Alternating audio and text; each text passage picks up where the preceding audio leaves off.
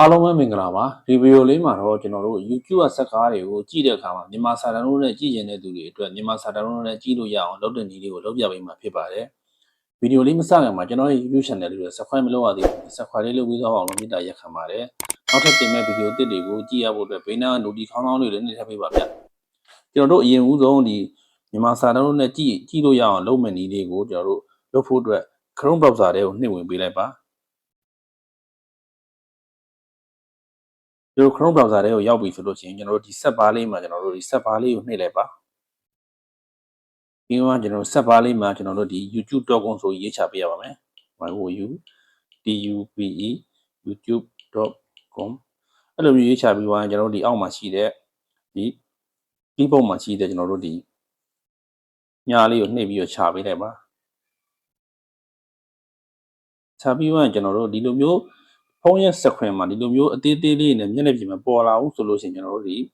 desktop site ပြောင်းပေးရပါမယ် computer site ကိုပြောတာပါဒီပေါ်မှာရှိတဲ့ desktop site ပြောင်းဖို့အတွက်ဒီပေါ်မှာရှိတဲ့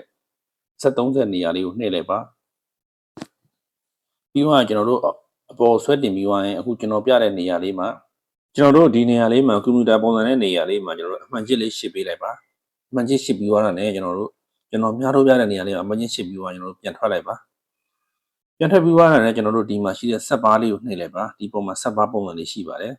အဲ့နေရာလေးမှာမိမိကြည့်မယ်ကျွန်တော်တို့ဇာတ်ကားမျိုးစားကိုရေးချပေးရပါမယ်ကျွန်တော်တို့အင်္ဂလိပ် action ကြည့်မယ်ဆိုလို့ချင်း action voice ဆိုပြီးရေးချပေးလိုက်ပါကျွန်တော်တို့ဒီလိုမျိုးဇာတ်ကားတွေပေါ်လာပြီဆိုတာနဲ့ကျွန်တော်တို့ဖုန်းရဲ့ screen ကိုနည်းနည်းကျုံလိုက်ပါလက်နဲ့ကျွန်တော်တို့ကျုံလိုက်ပါကျွန်တော်တို့ဒီလိုမျိုးကျုံပြီးသွားတာနဲ့မိမိကြည့်မယ်ဇာတ်ကားကိုနှိပ်လိုက်ပါကျွန်တော်တို့ဒီလိုမျိုးကိုကြည့်မယ်ဇာတ်ကားကိုကျွန်တော်နှိပ်ပြီးသွားတာနဲ့အခုကျွန်တော်ပြောပြတဲ့နေရာလေးမှာထပ်ပြီးတော့နှိပ်ပေးရပါမယ်ကျွန်တော်တို့ဒီနေရာလေးကိုထပ်ပြီးတော့နှိပ်ပေးရပါမယ်ဒီနေရာလေးမှာကျွန်တော်ဆက်သွားပုံစံနေရာလေးရှိပါတယ်အဲ့နေရာလေးကိုနှိပ်ပေးလိုက်ပါပြီးတော့ကျွန်တော်တို့ဒီမှာရှိတဲ့ဒီစီနှလုံးပုံစံ4000ကွက်တွေနဲ့ subtitle ဆိုတဲ့နေရာလေးပါအဲ့နေရာလေးကိုထပ်ပြီးတော့နှိပ်ပေးလိုက်ပါပြီးတော့ကျွန်တော်တို့ဒီမှာရှိတဲ့ English auto generate ဆိုတဲ့ဟာလေးကိုထပ်ပြီးတော့နှိပ်ပေးရအောင်မယ်ပြီးရင်ကျွန်တော်တို့ဒီမှာထပ်ပြီးတော့ subtitle ဆိုတဲ့နေရာလေးကိုထပ်နှိပ်ပေးလိုက်ပါပြီးရင်ကျွန်တော်တို့ဒီမှာရှိတဲ့ auto translate ဆိုတဲ့နေရာလေးကိုအောက်မှာရှိပါတယ်အဲ့နေရာလေးကိုထပ်ပြီးတော့နှိပ်ပေးလိုက်ပါပြီးရင်ကျွန်တော်ဒီထဲကိုရောက်ပြီဆိုတာနဲ့ကိုကမြန်မာစာတန်းလို့ကြည့်ကျင်တာဖြစ်တယ်ကျွန်တော်ဘာမီဆိုတဲ့စာလုံးလေးကိုလိုက်ရှာပေးရပါမယ်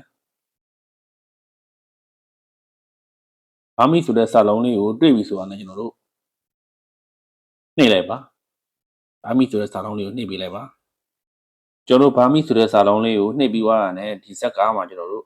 မြန်မာစာတန်းလို့ပေါ်လာမှာဖြစ်ပါတယ်ကျွန်တော်တို့ဒီနည်းလေးအတိုင်းကိုကြည့်မဲ့ရုပ်ရှင်စကားကိုမြန်မာစာတန်းလုံးနဲ့ကြည့်ကျင်တယ်ဆိုရင်အခုကျွန်တော်ပြောပြတဲ့နည်းလေးအတိုင်းလိုက်လို့ကြည့်လို့ရပါတယ်